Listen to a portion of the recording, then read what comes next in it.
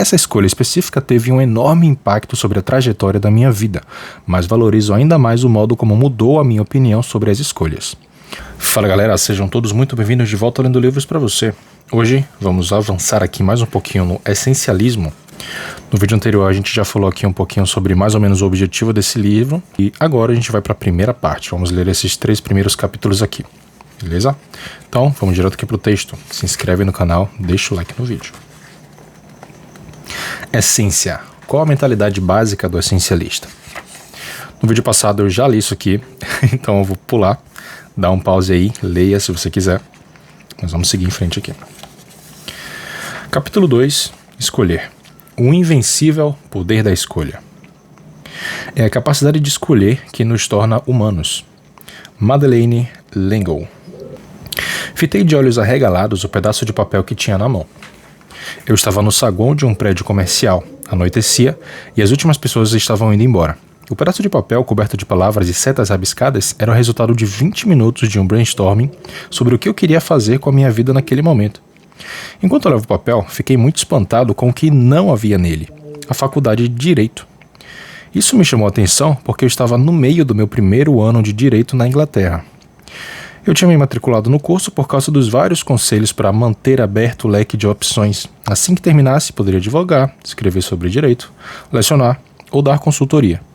O mundo estaria nas minhas mãos, ou pelo menos era esse o argumento. Promessa aí de todo o millennial.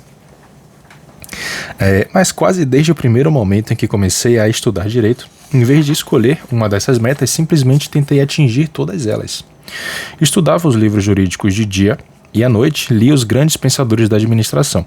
Nos momentos de lazer, escrevia. Era a clássica estratégia em cima do muro. Eu procurava investir em tudo ao mesmo tempo. O resultado era que, embora não fracassasse completamente em nenhum dos objetivos, também não tinha sucesso total em nenhum. Logo, comecei a me perguntar o que havia de tão bom no tal leque de opções. No meio dessa crise existencial, um amigo dos Estados Unidos me ligou para me convidar para o casamento dele. Já tinha até comprado as passagens para mim. Então, muito grato, aceitei o convite e parti da Inglaterra para uma aventura inesperada. Referência aí do Senhor dos Anéis, o Hobbit. Enquanto estava nos Estados Unidos, aproveitei todas as oportunidades para conhecer professores, escritores e outros profissionais. Um desses encontros foi com o executivo de um grupo educacional sem fins lucrativos. Quando eu estava saindo do escritório, ele disse: "Caso decida ficar nos Estados Unidos, você poderia trabalhar conosco num comitê consultivo." Esse comentário casual me deixou meio encucado. Não foi com o convite em si, mas com o pressuposto de que eu tinha escolha. Caso decida ficar? Credo, cuspi tudo aqui. Caso decida ficar? Ele via aquilo como uma opção real e me fez pensar. Saí da sala dele, peguei o elevador para descer. No saguão, me sentei e tentei responder a pergunta. A seguinte pergunta: se eu só pudesse fazer uma única coisa com a minha vida agora, o que seria? O resultado foi o pedaço de papel no qual faculdade de Direito, como eu já disse, não estava escrito. Até aquele momento eu sempre soube logicamente que poderia escolher não estudar Direito, mas emocionalmente essa opção nunca existiu. Foi quando percebi que ao sacrificar o meu poder de escolha, eu fiz uma escolha, e uma das mais. Ao me recusar a não cursar Direito, eu escolhi cursar. Não porque eu quisesse estar lá de forma real e ativa, mas por omissão. Acho que foi aí que percebi pela primeira vez que quando abdicamos da nossa capacidade de escolher algo ou alguém, eu adicionaria aqui também alguma circunstância, algo, alguém ou alguma circunstância toma a frente e escolhe por nós. Algumas semanas depois, larguei oficialmente a faculdade. Deixei a Inglaterra, me mudei para os Estados Unidos para começar a tentar me tornar escritor e professor. Você está lendo isso agora por causa dessa escolha. Essa escolha específica teve um enorme impacto sobre a trajetória da minha vida, mas valorizo ainda mais o modo como mudou a minha opinião sobre as escolhas. Costumamos pensar que a escolha é uma coisa, mas na verdade é uma ação. Não se trata apenas de algo que possuímos, mas de algo que fazemos. Essa experiência me levou à compreensão libertadora de que, embora nem sempre tenhamos controle sobre as opções, sempre temos controle sobre qual delas escolhemos. Você já se sentiu empacado, estagnado por acreditar que na verdade não tinha escolha? Já sofreu a tensão de ter ao mesmo tempo duas crenças contraditórias? não posso fazer isso e tenho que fazer isso? Já cedeu pouco a pouco o seu poder de escolha até se permitir andar às cegas num caminho determinado por outra pessoa? Se você passou por isso, você não está sozinho. O poder invencível de escolher ter escolha. Há muito tempo temos superestimado o aspecto externo das escolhas, as opções, e subestimado a capacidade interna de escolher, as ações. Isso vai além da semântica. Pense assim: podem nos tirar as opções, que são coisas, mas não a capacidade básica de escolher, que seria o livre-arbítrio. E aí temos aqui em letras garrafais: a capacidade de escolher não pode ser dada nem tirada, só pode ser esquecida. Como esquecemos a capacidade de escolher? Uma reflexão importante sobre como e por que esquecemos a capacidade de escolher foi levantada pela obra clássica de Martin Seligman e Stephen Meyer, que descobriram a chamada impotência aprendida, quando faziam experiências com cães da raça pastor alemão. Os dois psicólogos dividiram os cães em 3 grupos. Os do primeiro grupo foram presos em coleiras e receberam choques elétricos, mas podiam apertar uma alavanca para interromper os choques. Os do segundo grupo foram colocados numa coleira idêntica, com a mesma alavanca e o choque, mas havia um problema: a alavanca não funcionava, e o cão ficava impotente para acabar com o choque elétrico. O terceiro grupo simplesmente ficou preso na coleira, mas não recebeu choques. Depois, cada cão foi colocado num grande cercado com uma divisória baixa no meio. Um lado do cercado dava choques e o outro não. Então aconteceu algo interessante. Os cães que na primeira parte da experiência conseguiram interromper os choques, ou não tinham levado choque nenhum, logo aprenderam a pular a divisória e ir para o lado sem choques. Mas o mesmo não aconteceu com os cães que ficaram desamparados na primeira parte da experiência. Esses cães que tomavam choque, mas não tinham como interromper, eles não se adaptaram nem se ajustaram. Nada fizeram para evitar os choques. Isso porque não sabiam que havia uma opção que não fosse levar os choques. Eles tinham aprendido a impotência. Há indícios de que os seres humanos aprendem essa impotência mais ou menos da mesma maneira. Um exemplo que tenho visto é a criança que logo cedo tem dificuldade em matemática. Ela tenta várias vezes, mas nunca melhora e acaba desistindo. Acredita que nada que fizer irá adiantar. Observei a impotência aprendida em muitas empresas para que trabalhei. Quando acreditam que não adianta se esforçar no trabalho, as pessoas tendem a reagir de 2 maneiras. Às vezes desistem e param de tentar, como uma criança com dificuldades em matemática. E a outra reação é menos óbvia. Elas fazem o oposto. Elas ficam hiperativas. Aceitam todas as oportunidades apresentadas, atiram-se a cada tarefa que surge e atacam todos os desafios com entusiasmo, tentando dar conta de tudo. À primeira vista, esse comportamento não parece necessariamente impotência aprendida. Afinal de contas, o trabalho árduo não é uma prova da crença de alguém no próprio valor e na própria importância?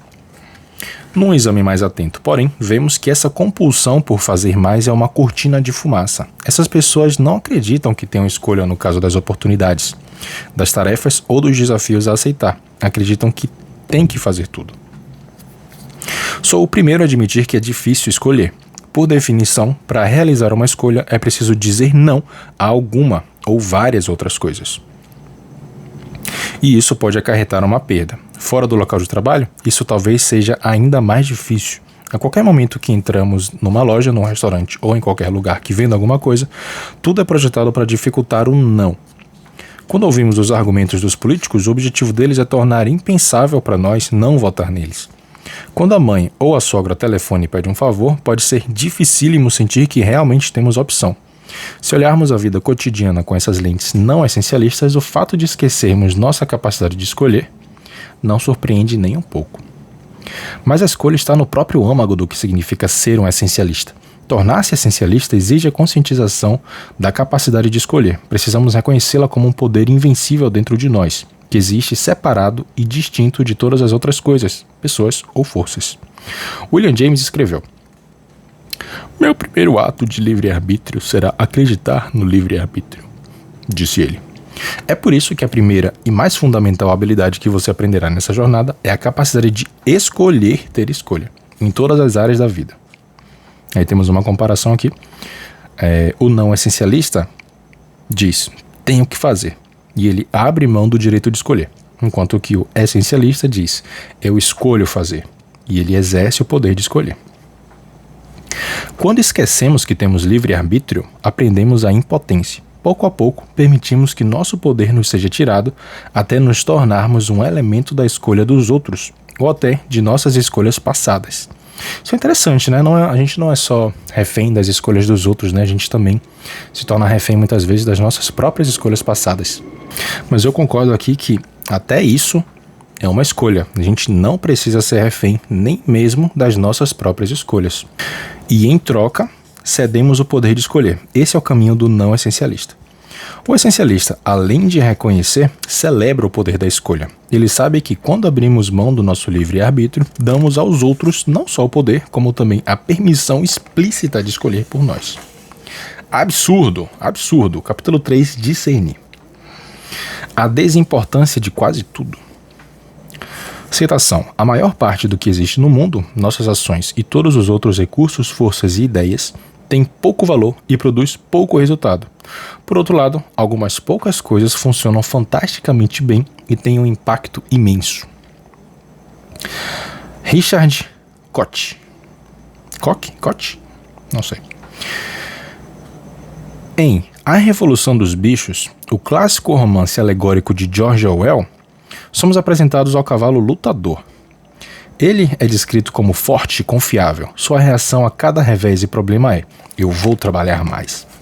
Ele vive fiel à sua filosofia, mesmo sob as piores circunstâncias, até que, exausto e alquebrado, spoiler, para quem não leu o livro aí, dá uma pula os próximos segundos aí, é mandado para o matadouro.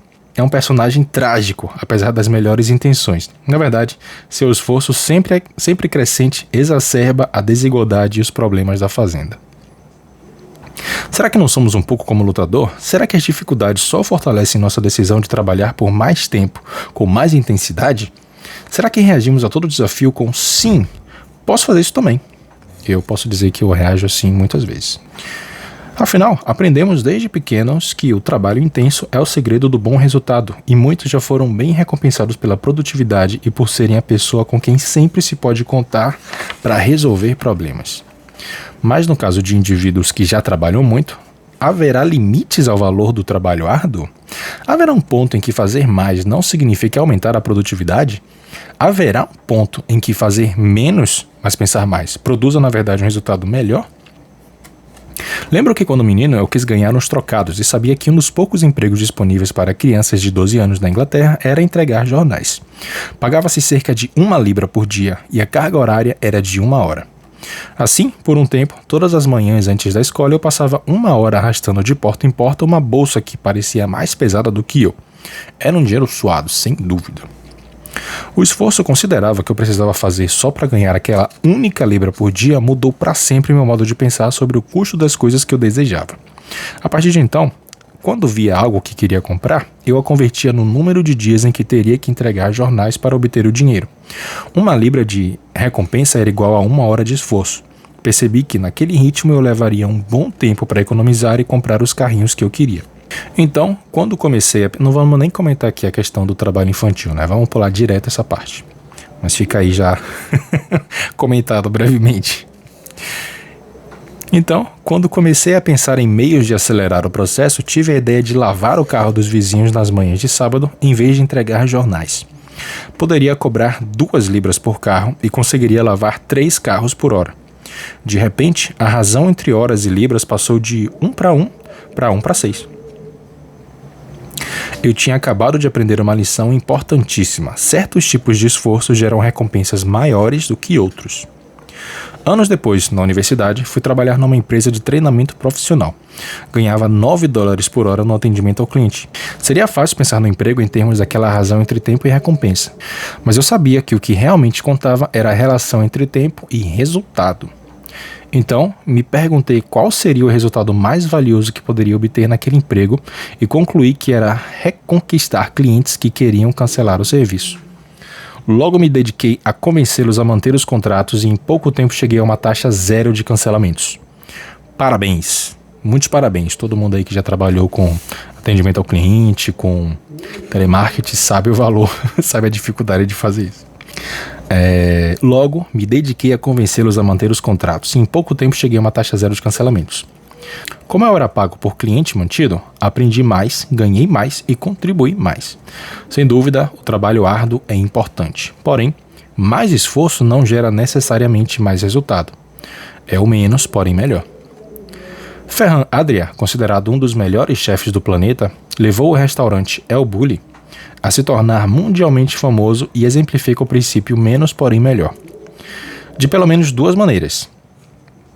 Em primeiro lugar, sua especialidade é reduzir os pratos tradicionais à sua essência absoluta e depois recriá-los de um jeito surpreendente. Em segundo lugar, embora receba cerca de 2 milhões de pedidos de reserva por ano, El Bulli atende apenas 50 pessoas por noite e fecha durante 6 meses por ano.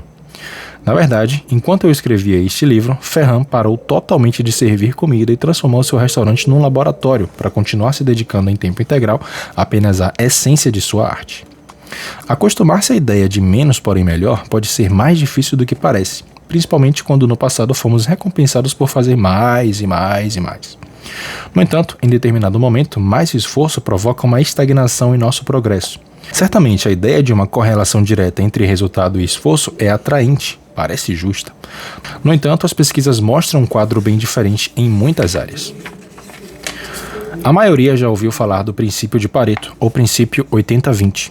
Essa ideia foi apresentada no fim da década de 1890 por Vilfredo Pareto, que determinou que 20% do nosso esforço produz 80% dos resultados. Muito depois, em 1951, no livro Controle da Qualidade, Joseph Moses Joram, um dos pais do movimento da qualidade total, expandiu essa ideia e a chamou de Lei das Poucas Coisas Vitais. Ele observou que é possível melhorar imensamente a qualidade de um produto resolvendo uma fração minúscula dos problemas, e encontrou um público disposto a testar essa ideia no Japão, que na época tinha má fama de produzir mercadorias.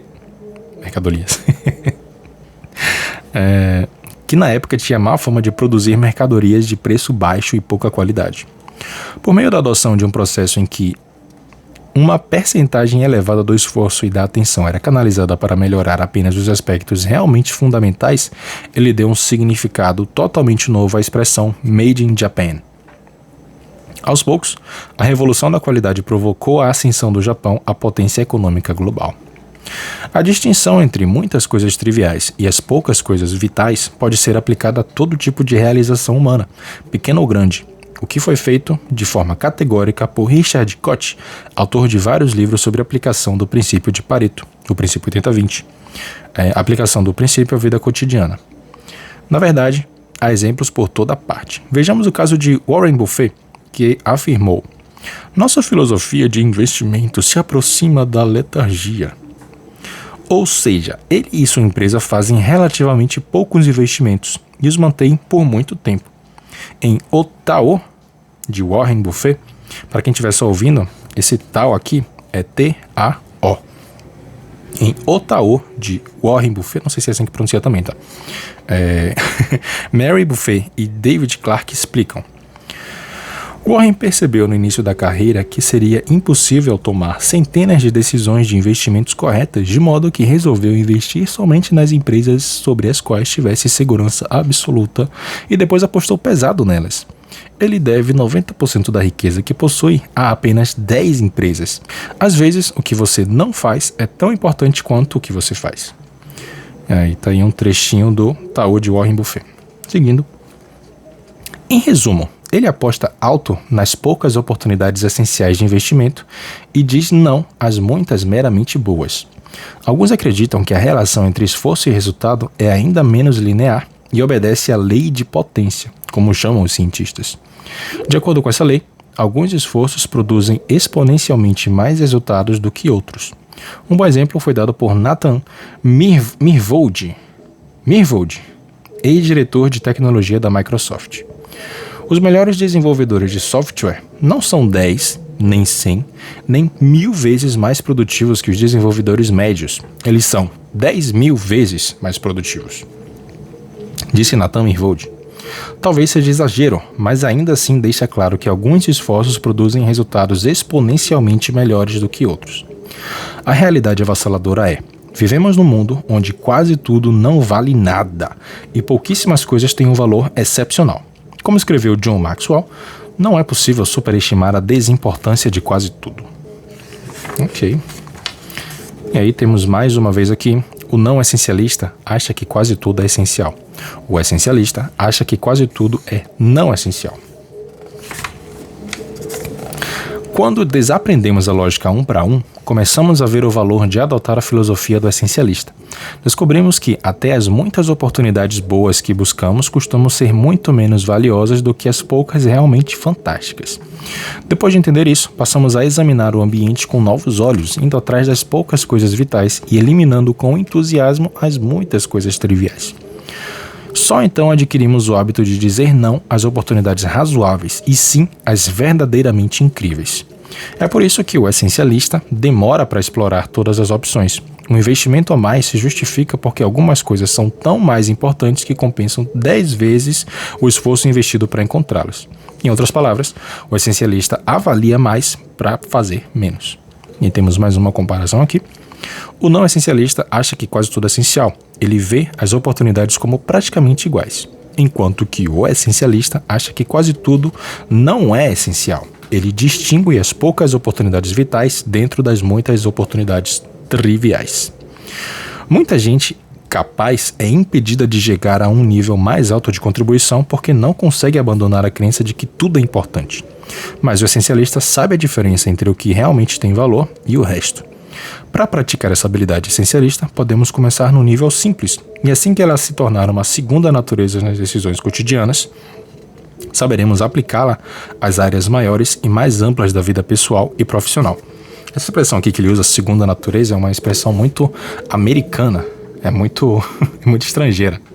Eu diria que quando essa habilidade se tornar memória muscular, ou quando se tornar automática, que a gente nem precisa pensar nela, aí sim, podemos aplicá-la às áreas maiores e mais amplas da vida pessoal e profissional. Dominá-la por completo exigirá uma mudança imensa do modo de pensar, mas é algo que pode ser feito. Excelente. Muito bem, capítulo 4. Perder para ganhar. Que problema eu quero? Citação. Estratégia é fazer escolhas, é abrir mão, é escolher deliberadamente ser diferente. Michael Porter. Imagine que você pudesse voltar a 1972 e investir $1 em cada uma das 500 maiores empresas na classificação da agência Standard & Poor's. Em 2002, que empresa teria gerado maior lucro para o investimento? A GE? A IBM? A Intel? De acordo com a revista Money e a análise iniciada com base na Ned Davis Research, a resposta é nenhuma delas. A empresa mais lucrativa foi a Southwest Airlines. Isso é surpreendente porque sabe-se que as linhas aéreas não geram muito lucro. No entanto, ano após ano, a Southwest, comandada por Herb Kelleher, produziu constantemente resultados financeiros admiráveis. A abordagem essencialista dos negócios está no centro da explicação. Certa vez, compareci a um evento em que Herb foi entrevistado sobre sua estratégia de negócios. Quando ele começou a falar de como agia de forma resoluta na hora de abrir mão de alguma coisa na Southwest, meus ouvidos se aguçaram. Em vez de disponibilizar trajetos para todos os destinos, ele escolheu deliberadamente só oferecer poucos voos diretos. Ou seja, em vez de ir para qualquer lugar, seja sendo conexão ou não, ele fazia poucos voos, mas eram todos diretos, né? E para não aumentar o preço da passagem para cobrir o custo das refeições, ele decidiu não oferecer comida.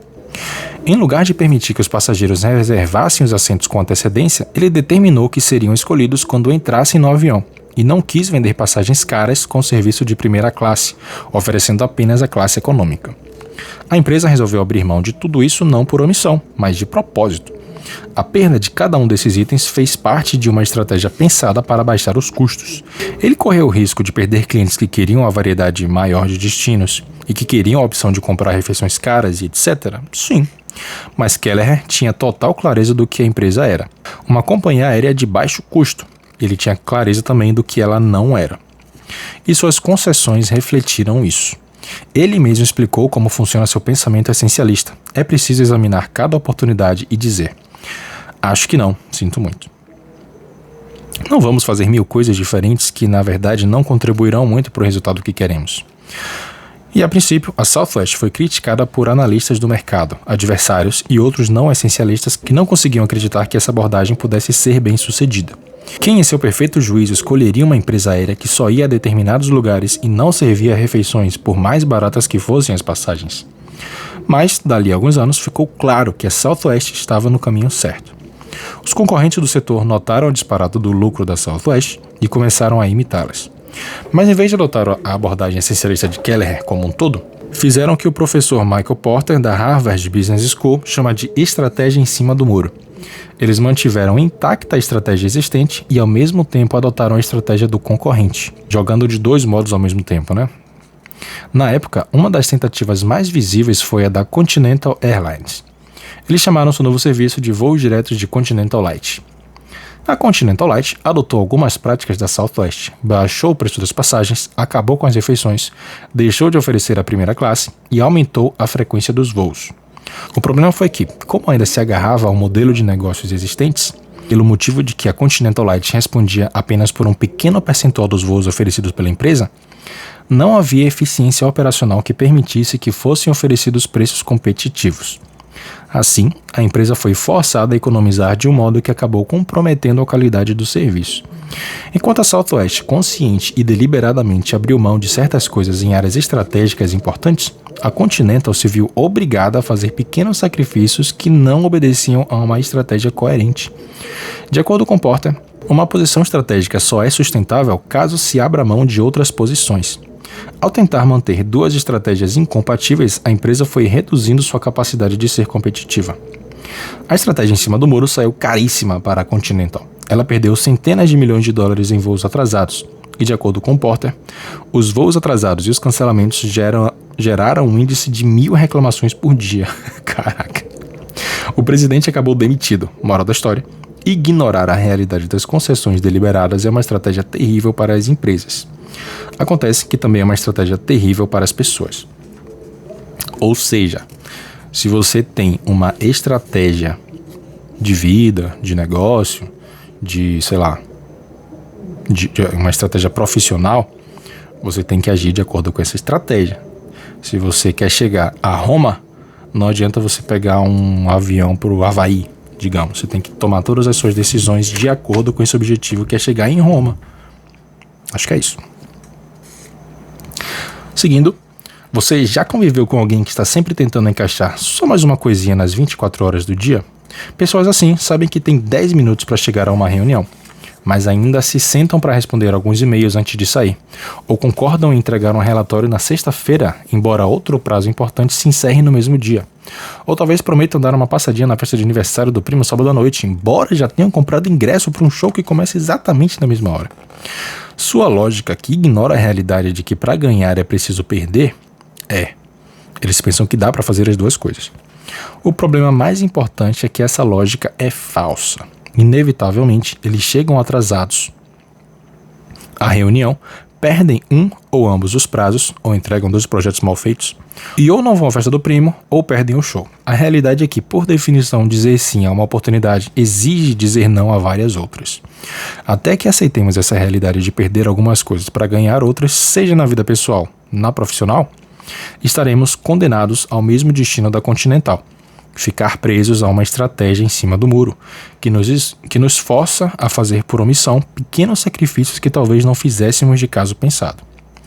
No artigo para o The New York Times, Erin Callan, ex-diretora financeira do banco de investimento Lehman Brothers, contou o que sacrificou por abrir mão de coisas por omissão. Ela escreveu, diz o artigo: não comecei com a meta de me dedicar inteiramente ao emprego.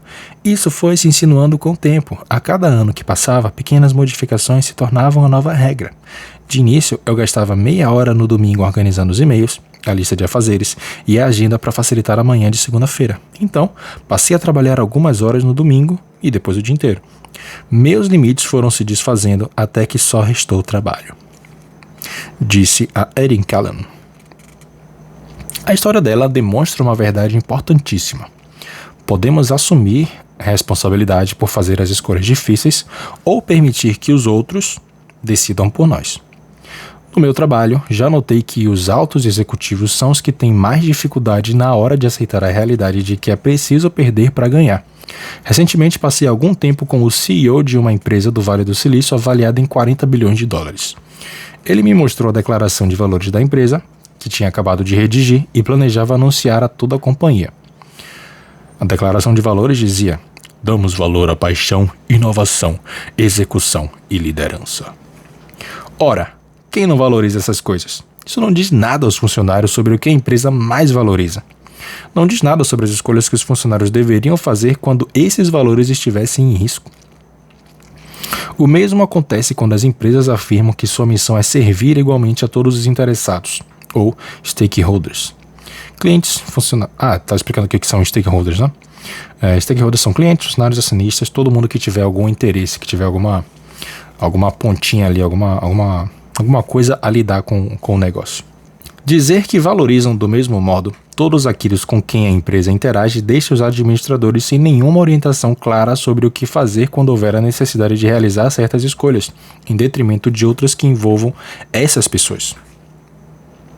Compare isso com o modo como a Johnson & Johnson se recuperou do escândalo trágico do Tilenol envenenado com cianureto em 1982. Caraca, eu não sabia disso. Tilenol envenenado com cianureto. Caramba. Na época, a empresa detinha 37% do mercado e o Tilenol era seu produto mais lucrativo. Então surgiram notícias de que 7 pessoas tinham morrido depois de tomar o remédio. Mais tarde se descobriu que os frascos tinham sido violados. Como a Johnson & Johnson deveria reagir? Era uma questão complicada. A principal responsabilidade da empresa seria garantir a segurança dos clientes com a retirada imediata de todos os produtos Tilenol das prateleiras das drogarias? Ou usar a assessoria de imprensa para controlar os danos e evitar que os acionistas perdessem dinheiro? Ou seu dever seria, em primeiríssimo lugar, consolar e indenizar as famílias das vítimas? Ainda bem que eles tinham o credo. Para quem estiver só ouvindo, o credo aqui está escrito com C maiúsculo, ou seja, estou entendendo que é um objeto. O credo, uma declaração escrita em 1943 pelo então presidente Robert Wood Johnson, literalmente gravada em pedra na sede da empresa. Diferentemente da maioria das declarações de missão, o credo de fato lista os elementos principais da empresa em ordem de prioridade. Os clientes vêm em primeiro lugar, os acionistas em último. Em consequência, a Johnson & Johnson decidiu rapidamente recolher todos os frascos de Tilenol, embora o impacto fosse imenso sobre o lucro da empresa. Uma perda de cerca de 100 milhões de dólares, segundo algumas notícias. Segurança dos consumidores ou 100 milhões de dólares? Não foi uma decisão fácil, mas o credo ofereceu uma noção clara do que era mais essencial. Permitiu que a empresa perdesse o que era preciso para ganhar o verdadeiramente importante. Certa vez, trabalhei com uma equipe de executivos que precisava de ajuda na priorização. Eles se esforçavam para identificar os 5 principais projetos que o departamento de informática deveria terminar no ano seguinte, e uma das gerentes tinha muita dificuldade. Ela insistia em qualificar 18 projetos como prioridade máxima. Pedi que escolhesse só 5. Então, ela levou a lista de volta à equipe e 2 semanas depois me mostrou a nova versão. Tinha apenas um projeto a menos. Como se recusou a perder mais do que isso, ela acabou distribuindo por 17 projetos o tempo necessário para 5. Não surpreende que não tenha obtido o resultado que queria. Sua lógica de podemos fazer tudo não tinha como dar certo. É fácil perceber por que é tão tentador negar a realidade das trocas e concessões. Afinal de contas, por definição, uma situação dessas envolve 2 coisas que queremos: ganhar mais ou ter mais tempo de férias, terminar o próximo e-mail ou chegar pontualmente à reunião. Queremos fazer mais rápido ou melhor. É óbvio que quando temos que escolher entre 2 coisas que queremos, preferimos optar por ambas. No entanto, por mais que muita gente queira, simplesmente não dá para ter tudo. O não essencialista aborda cada dilema desse se perguntando: como fazer ambos? Os essencialistas fazem a pergunta mais difícil, mas em última análise, mais libertadora: qual o problema que eu quero? Ele busca deliberadamente perder para ganhar. Age por si em vez de esperar que ajam por ele. Certa vez, Jim Collins, autor do clássico de administração Empresas Feitas para Vencer, ouviu de Peter Drucker que era possível desenvolver uma grande empresa ou desenvolver grandes ideias, mas não ambas ao mesmo tempo. Jim escolheu as ideias. Em consequência dessa opção de perder para ganhar, sua empresa só tem 3 funcionários em horário integral, mas suas ideias chegaram a dezenas de milhões de pessoas por meio de seus livros. Por mais dolorosas que possam ser, as soluções de concessão constituem uma oportunidade importante.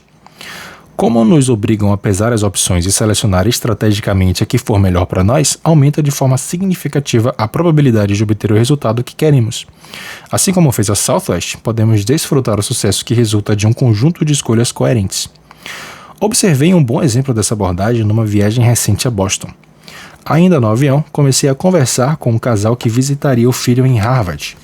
Estavam visivelmente orgulhosos porque o filho estudava lá e fiquei curioso com a estratégia usada pelos pais e pelo rapaz para que fosse aceito lá. Eles disseram: "Nós os fizemos experimentar várias coisas, mas assim que ficava claro que aquela atividade não extraía o máximo de seu potencial, conversávamos e o tirávamos dela."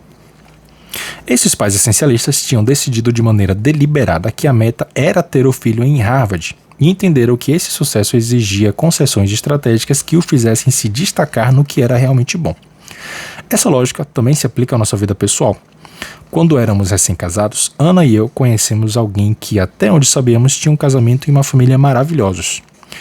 Queríamos aprender com ele e lhe perguntamos: "Qual é seu segredo?" Uma das coisas que nos contou foi que ele e a esposa tinham decidido não participar de nenhum clube ou grupo só de adultos. Eles simplesmente abriram mão disso para passar mais tempo com os filhos. Os essencialistas veem as soluções de concessão como parte inerente da vida, não como algo negativo. Em vez de indagar do que tenho que abrir a mão, eles perguntam: em que eu quero investir tudo? O impacto cumulativo dessa pequena mudança do ponto de vista pode ser profundo. E aí temos mais uma comparação aqui, que diz: o não essencialista pensa: posso fazer os dois? E ele pergunta: como fazer tudo? Enquanto que o essencialista pergunta: o que eu posso ceder para ganhar na troca? E ele pergunta: em que eu quero investir tudo? Para viver como essencialista, não é preciso escolher entre família, saúde e trabalho. O que estou dizendo é que, diante de uma decisão em que uma opção prioriza a família e outra os amigos, a saúde ou o trabalho, precisamos estar dispostos a perguntar: que problema que queremos? As soluções em que perdemos uma coisa para ganhar outra maior não devem ser ignoradas e nem menosprezadas. Devem ser adotadas e realizadas de forma ponderada, deliberada e estratégica. Muito bem, então acabamos aqui a primeira parte do essencialismo. Falamos aí então de escolher, discernir e perder para ganhar. Se você gostou desse vídeo, se você chegou até aqui, lembre de deixar o like, se inscreve aí no canal, vai ajudar bastante. E eu te vejo no próximo vídeo. Um grande abraço.